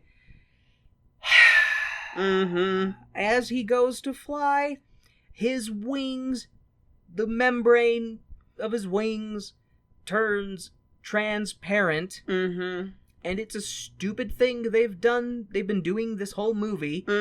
Why that animation choice? It's dumb, and whoever did it should be beaten to death with a very, very cold stone made of very hot fire. Yes. However that works. Meanwhile, the other adults were standing around bickering for so long they didn't even realize the children left to go save the kidnapped Ducky. A horrible storm had blown in, and faced with the realization that they can't catch up to the villains, they dispatch Petrie's mom to go rescue them. Send a flyer to fly in a high-speed windstorm. What with the high-speed wind and lightning and all. Yeah, that's... I expected her to take off and just be like, "Ah!" and get blown away. Yeah. It's like that poor Finch that got drunk at my mom's house. Yeah, we should clarify, on fermented berries. Yeah, on fermented grapes. It was the funniest fucking Kay thing. didn't put out a bowl of alcohol for the birds. No, but she did make the vet think that happened for a short period with the parrot. Your mom's a lovable troll. Yes, I love my mom. I love when she just, when she'll troll somebody and just do it with a straight face. Your mom loves to troll professionals. It is so awesome, and I think I know where I get it from. You're not as trolly. You'll do deadpan satire. I will deadpan snark a lot, but anyways, the scene changes to the three baddies taking refuge in a crevice during the storm. Tyranno launches into a song about how he's born to lead, and why can't everyone just accept that he's destined for greatness and just listen to him about everything, 'cause he's a narcissist with no qualifications, but he's just certain he's the man for the job. sounds so fucking familiar. When I get the Stone of Cold Fire, the Great Valley will become the Bigly Valley, and everything will be great, and there will be an even bigger wall around the Great Valley. No sharp teeth will get into the Great Valley, except for the ones to eat these annoying kids. I love you and hate you at the exact same moment in time, and it's a conflicting feeling. But I love you more. I hate myself for that right now. It's okay, I have my moments of doing that shit too. Anyways, the kids find their way into a cave, and there is a bubbling pit of lava. Mm-hmm. The kids decide that they need a nap, because what better place than a volcano? Yeah, then they died of asphyxiation. And while they're napping inside the volcano, the shadows of the rainbow faces bring them a big pile of green food. The kids wake up and scarf some greens before realizing that, someone brought this food to them. None of them went and got it. Took them a minute. The kid, I mean, they were hungry. I get it. Low blood sugar and all. Doesn't make you think clearly. Yeah. The kids see a shadow moving and they give chase and follow the shadow right into the two rainbow faces who are arguing about helping the children, 'cause prime directive and all. Back at the baddies, Tyranno is like, "Ah, good. The storm is cleared up. Time to find the stone and gain ultimate power and lead the herd. I will make the Great Valley great again." And the others are like, yeah, sure. We're totally not planning to take the stone from you once we get it. We then jump back to the rainbow faces as they lead the kids to a geyser and feed them the tidbit that if they push this flat rock on top of the geyser, they can ride the geyser to the top of the mountain and escape. And, the kids listen to them. Yeah. And totally don't get boiled to death or crushed by the stone when it landed. And, so I jarbled my note on this because it broke your brain a little bit. So they don't get boiled to death or crushed to death. They come out on top of the mountain just fine. The kids then see the trail of the Stone of Cold Fire, when it landed, and they follow the trail for a while. Yeah. And, I can't help but criticize how, that's not how meteorites work. Like, when they impact the surface, they don't slide along the ground for 700 yards. They impact and make big booms. Yes. Big bada booms. And so a couple of things. First off, the skin on the feet of all of those kids should have been stuck to the rock. It's so hot. Because it gets so hot. And stone is a great conductor for heat. Yeah. I sit here and go, Mr. Rainbow Face is a fucking asshole. No, seriously. He is such an asshole. And the way that Mrs. Rainbow Face is like, fine, whatever. And the way that they're, like, puzzling it out, too, because he's telling them, yes, you see, the geyser pushes it up. So, what do you think? Like, the way he's feeding them the tidbits and, like, trying to get them to reach the answer themselves, like a teacher kind of would. But he's doing it in this way that it's like, no, you can't. Like, for one, I don't think they could have pushed that rock because that stone is really, really heavy. They wouldn't rock have is been really, able really to. heavy. Even if they could have, I don't think the water force would have been great enough to lift that slab of stone plus all the dinosaurs on top of it. No. And it would have, if it would have done that, they would not have come off of the stone because they would have been cooked to the stone. And think, like, because this isn't a cold water geyser, which exists. It's a volcanic. It's a volcanic geyser. And first off, they should be dead from being in that volcano for as long as they were, in that cavern. The noxious fumes. Yeah, they should have been dead from that, but they weren't.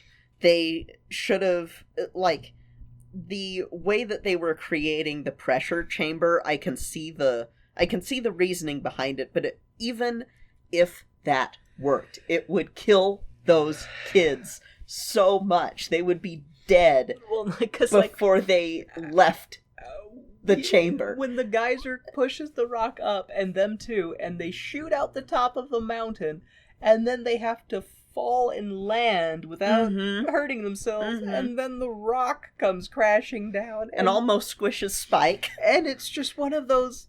I'm like, I know this is a kid's movie, but I think even as a kid, I'd have been like, that doesn't work. And that one is the next worst lesson in this because of deaths in Yellowstone. So, children listening that should not be listening to this episode, what are you doing? Hey there, you cool rebel children. If you go to Yellowstone, do not walk into the geysers, do not walk into the hot springs. You will boil alive. It will be the most horrible death. I mean, your nerves will die before you die, but read Deaths in Yellowstone. I believe it's chapter 1, and you'll learn why this wouldn't work. You'll learn why Littlefoot and the gang should be fucking dead, and why this is purgatory. That's what's going on in this. They are in purgatory. Yep. They all died in the first movie. The rest of these have been purgatory. Anyways, the kids find the stone, and then the baddies show up to be like, the stone is ours. Tyranno talks to the stone and is like, I am the chosen one, the leader of the world. I'm destined to make the valley great again. I'm here to absorb the stone's power and reinstate flyer supremacy. God. And nothing happens.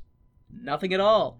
Except the ground. And by the ground, I mean the mountaintop, which is all rumbly and leaking hot glowing water. But before everyone can die in a volcanic explosion, Mama Petrie shows up with a big-ass flyer. Yep, a Quetzalcoatlus. Who is all, tell me about the long necks, George. Tell me about the long necks. Yeah, I did not like that. This remind me of Looney Tunes. I can't remember the cartoon. It has to do with the rabbits, but it's like the buzzard. And he's, Oh, Cecil the buzzard. But he shows up and he literally goes, oh. Yeah. Like this flyer shows up to save the day, and he's just, oh. Yeah. It's just big and dumb. Yeah.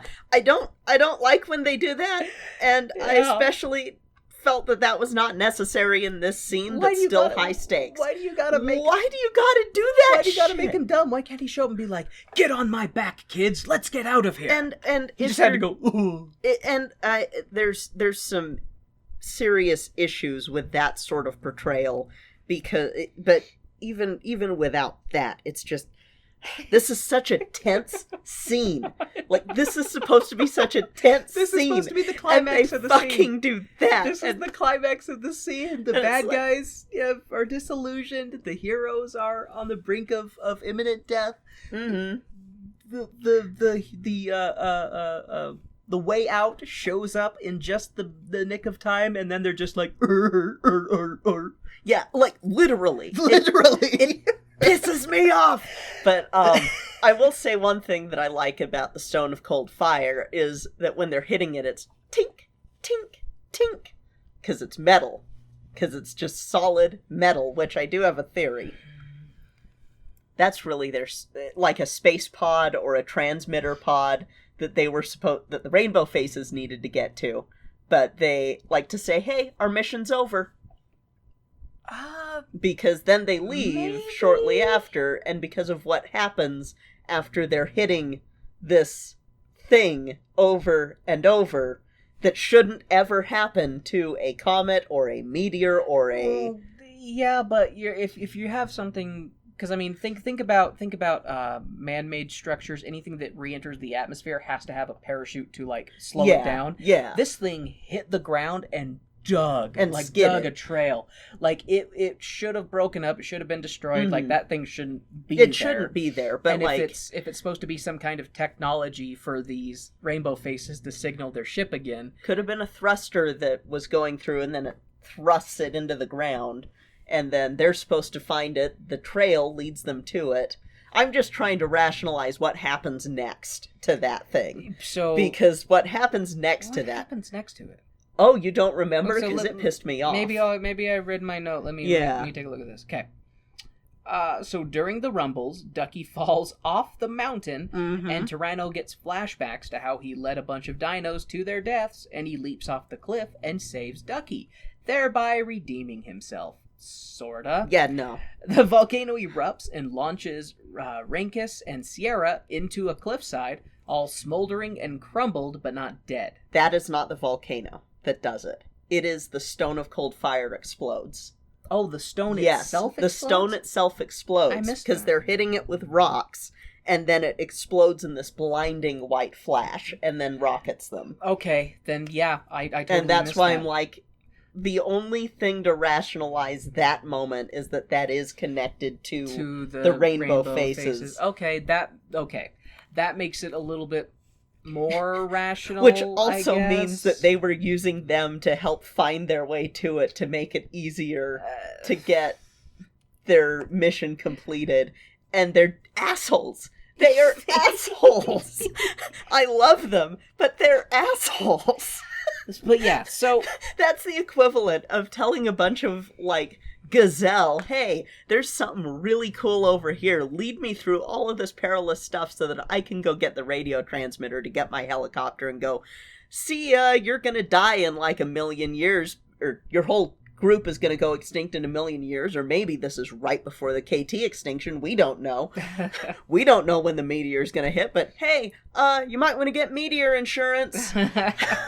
start digging a hole. Start evolving to be smaller than a cat. Yeah. You want to be smaller than a cat. Things that are living in caves and underground survive. Just throwing that out there. Bye. So yes, the volcano erupts, but actually the volcano does erupt, but the stone of cold fire exploding is what launches Rinkus and Sierra into a cliffside. They're all smoldering and crumpled, but not dead. Everyone else flees back to the Great Valley, and Uncle Tyranno is immediately put on trial for his many, many crimes. He gets a lenient sentence and is banished to the mysterious beyond for 5 cold times. So, he basically gets 5 years in prison. Tyranno protests, and so does Petrie, but as soon as Petrie protests, Tyranno is then like, no, they're right. I fucked up, and I need to pay for my crimes. My many, many crimes. And Papa Tops shoos Tyranno away he shoos Tyranno away, who is like, I won't miss that 3-horned asshole. See you all in 5 cold times. So, Shay and I had an interesting conversation while you were doing notes about this. They were saving a lot on animation with crowd shots, so we don't know how many dinosaurs exactly got peeled away from the rest of the group by Tyranno. But we know that at the start of the Land Before Time, the first one, Sarah had 2 parents. By the end, she only has her dad. And her dad is, like, he always hates outsiders and he always is gruff, but he is especially, like, full of anger, more so than anybody else towards Tyranno. What if, and maybe this is me making the movie better, or the whole series better, Mrs. Three-Horn went off with him to see if this would be a shortcut. That is you making excited. Did we see a 3-horn at all go with the others? We didn't. Did we? I think we saw a type We of ceratopsian, saw a type but of I don't think the ceratopsian. same kind is. It wasn't her, and the only reason I'm saying that is because with this movie, and it's brought up in some of the reviews, they really skimp on animation for crowd scenes and stuff, so, like, they show many less dinosaurs than would logically be in the group. Like, even the herd that you see in the flashbacks is a lot smaller than what we see going to the Great Valley or at the Great Valley in the end of the first movie. And so I think that maybe, like, they're not smart enough to do this, but it would have been smart for them to use that as a way to justify Mr. Three-Horn's extreme anger of, she went for a shortcut. And that's where Sarah gets it from. I think that is a great rewrite that could have been taken into consideration, but they didn't do it. Yeah, I mean, that would have been great character development for why why Papa Tops is the way he is. That could have been a great explanation for why Sarah's mom isn't around. Yeah, we never saw Sarah's mom in any of the other stuff. She's not in any of the sequels, and she's not at the end of the first movie. Yeah, so that could have been a great way of rationalizing why she wasn't around. Especially because, and I'll give you this one spoiler, Papa Tops remarries. And we kind of talked about and that's a big... I shouldn't say we kind of talked about it, I ferreted that out. That is a big plot point in one of the movies, because Sarah really hates that there's this woman coming in as a mom. Yeah, Sarah's dealing with it. And see, that's another situation of having actual issues that kids can relate with. Yeah. Parents remarrying. And so it makes it sound like her mom died, and also all of Sarah's sisters died on the way back, or on the way to the Great Valley. And so this would have been a really great way for them to make it so that by the movie where we have Daddy Tops remarrying, we kind of have that development already in the back, and why he's such an angry asshole, and especially why he's such an angry asshole to Toronto. And I'm sure that they didn't even think about that, like, as a plot point, but it's like, no, this would have made another good layer to things, because otherwise you're just making him overly angry with no reason. Yeah, because we don't know why he's been a gruff asshole the entire existence of the series. That's just his character. Yeah, but like he goes over it with this movie, where he's like, he does. He goes, and it's just because that Toronto seems to be a danger to everybody, and it could have been more specific of, you led my wife to her death. Yeah, and so that's where it's like, okay, this would have been. And I guess part of it, too, is they have too many plates in the air, and they probably couldn't handle that, but that would have been, like, even just a quick cameo of a Ceratopsian who is a little bit, because they always tend to make the females lighter than the males as their sexual dimorphism, have a slightly lighter than Mr. Three-Horn, and that would have been a really good thing to include in the crowd shot, but the only dinosaur that we really get a detailed look at is that Pterosaur that falls off the cliff, so that we can have the flashback with Ducky. Yep. And that's it. And I don't know, if I had written this, I would have made the motivations a little bit more clear, but that's just me. That's just you, what with your A, good writing skill, B, degree in story structure and film, and C, really liking dinosaurs. And I've watched these movies way too much. Yeah.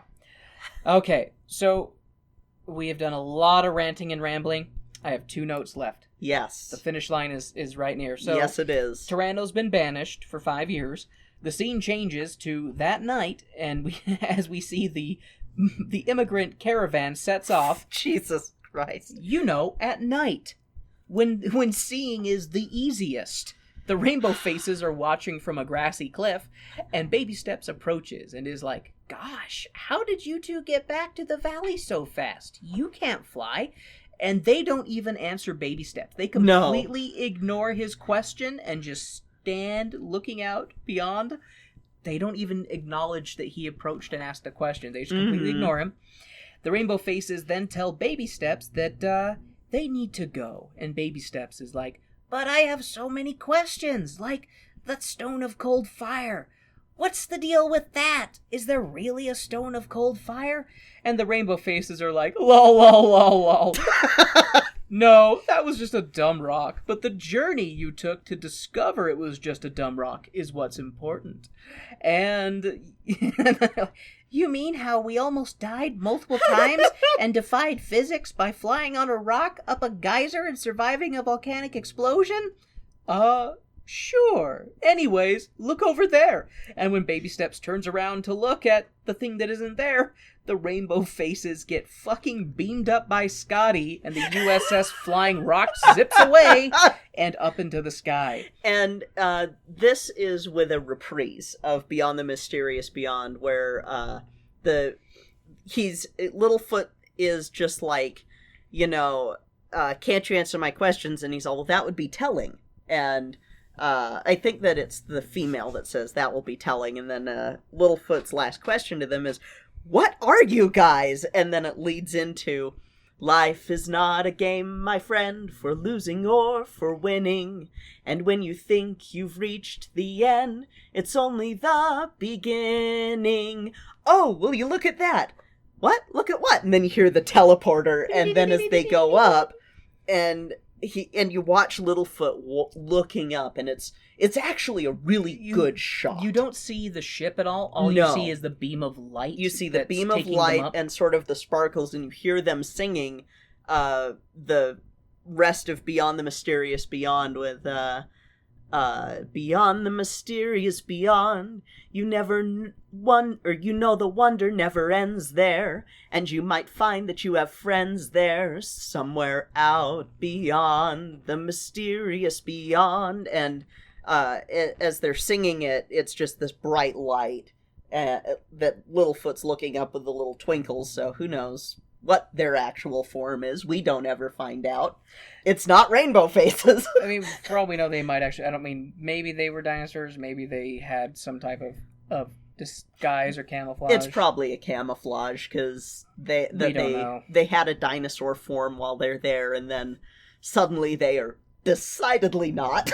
Yeah. And I wish that the movie ended here. I wish that the movie ended here, but instead, Baby Steps just kind of stares into the sky with a dim smile on his face. The rest of the kids come up to him and are like, "Hey, what are you doing?"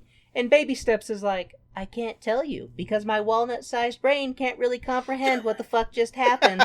But the fact that there are things out there that we don't know and can't understand is pretty cool, right? Like, learning is neat, because if we don't know stuff, we can try to learn about that stuff we don't know. Like flying rocks and magical light beams and rainbow-faced dinosaurs that are apparently aliens." The others are like, "Hey, that's crazy. We know lots of stuff. You've gotten into your grandpa's night flowers again."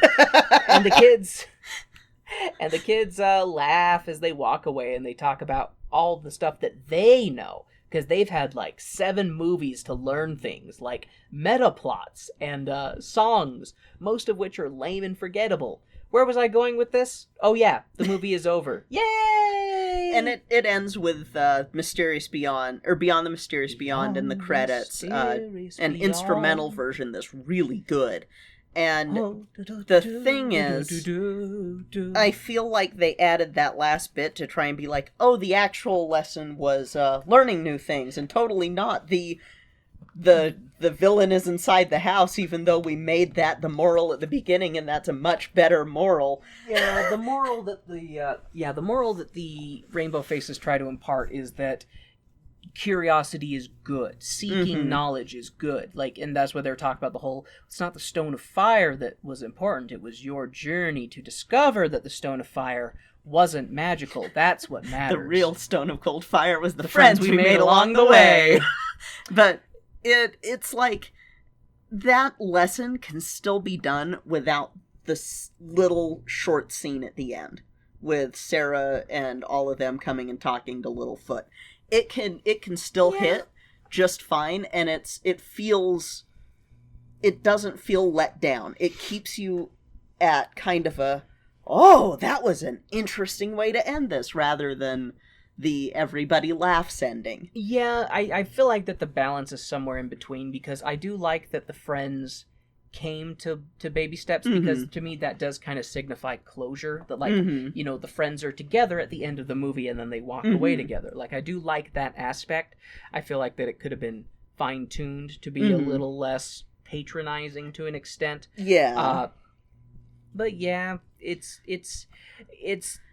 like the other movies, there's good aspects, there's bad aspects. This one has good aspects that were really underutilized and not fulfilled to an extent that would have been more entertaining and meaningful. Yeah. It had one of the best songs, and even the misplaced song about, there's good and bad people and bad and good people. That song was good too. Yeah. So far, I would say that this show has the most good songs in any of them. At least my opinion. This is, as a musical, this is the best one. So far, yes. So far, man. This is the best one. Well, the next one's okay. But as a musical, this is one of the best examples in the series. As a story, there's some hit or miss stuff, but they do try. This one, I feel like, had the most drafts. But then... It had 2 drafts. It at least had 2. And probably the first draft had a better thing with regards to Toronto and the lesson about, the evil can come from inside the house. But, of course, they had to just out this... Kay made a jerking off motion. This fucking... Everybody's good inside. That only works with peers. Yeah, you really shouldn't use that to justify adults who are endangering children for their own selfish purposes. And it really doesn't work. Jeffrey Dahmer had some good inside. His friend that he ate and died. I don't know. Like, it really... There are things in it that I really, really like, and things that really take away from the things that I really like. That makes this one so frustrating. Because without a couple of things, it could have been a really good, sequel movie. Yeah. This could have been...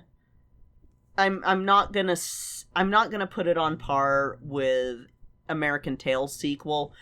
It would be like Balto 2, which you haven't seen. Balto 2 is okay. Or it could be Balto 2 or Lion King 2. It's on that level for me. Because Lion King 2 is I've seen Lion good King 2, music. and I think I like that one better, for sure. But... Well, in regards to, within the franchise. Okay.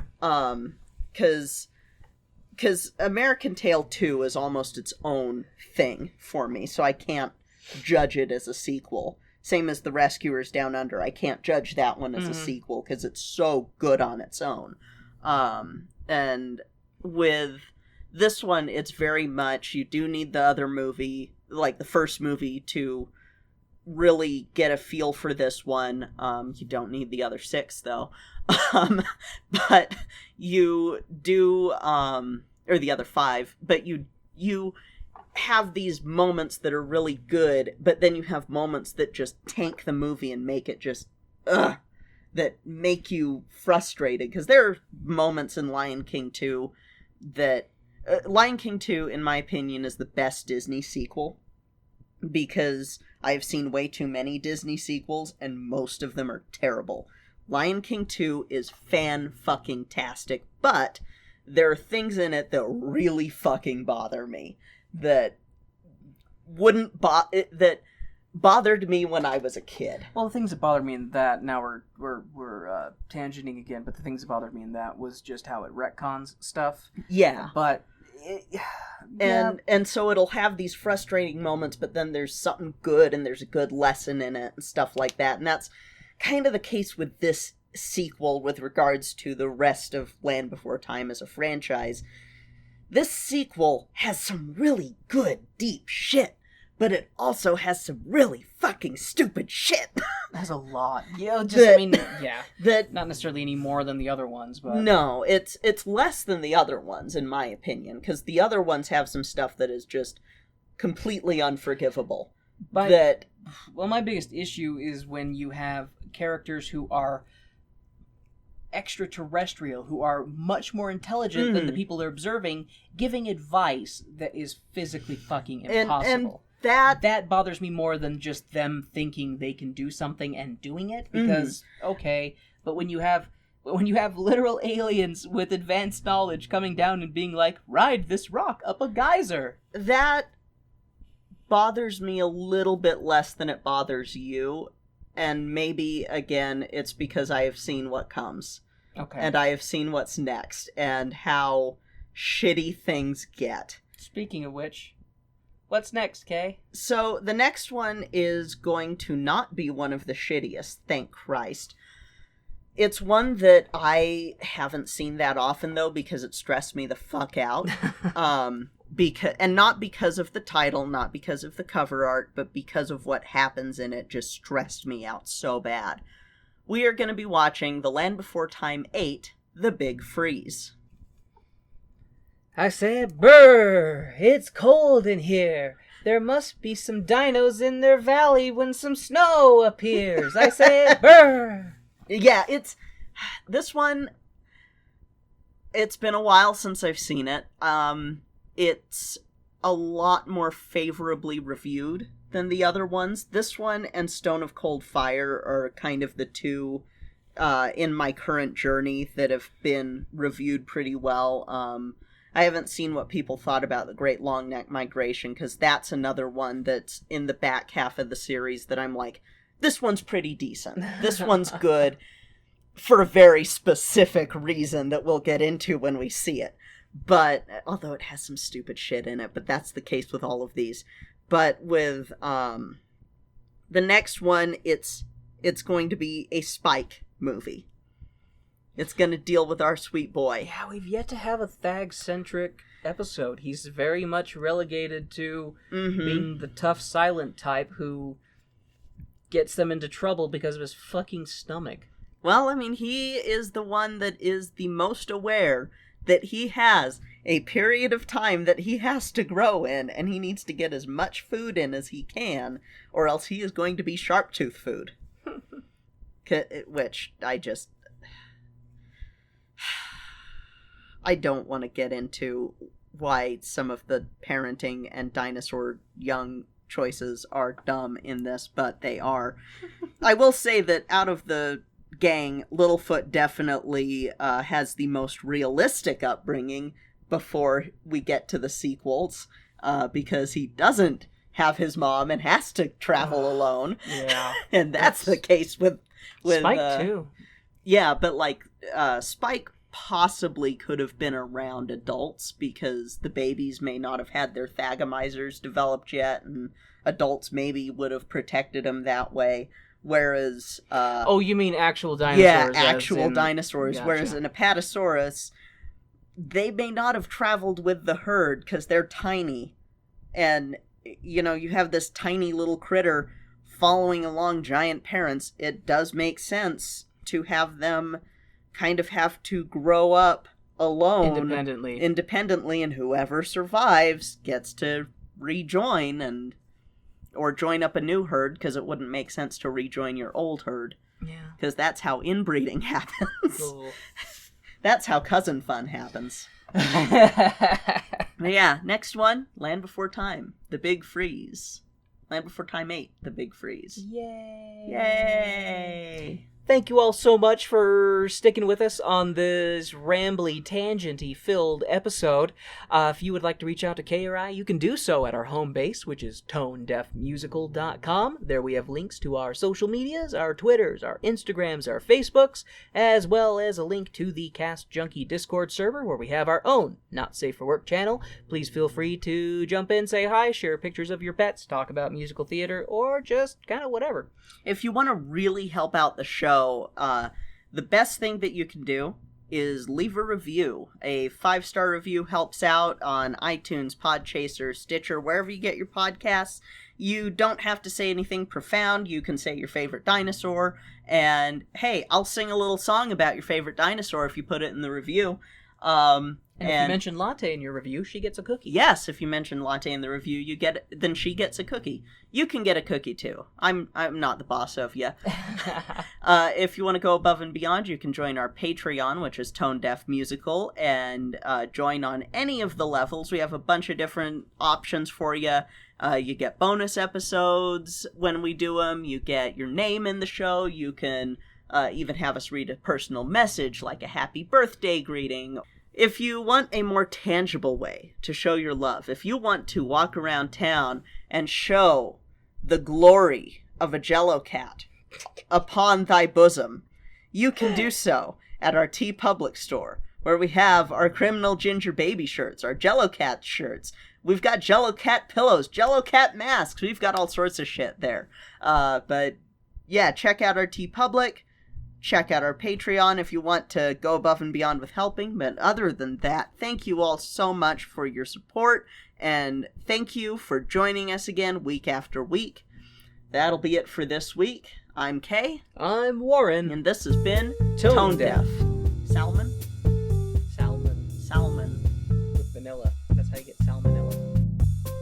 That's my favorite flavor of ice cream. Salmonelli vanilla.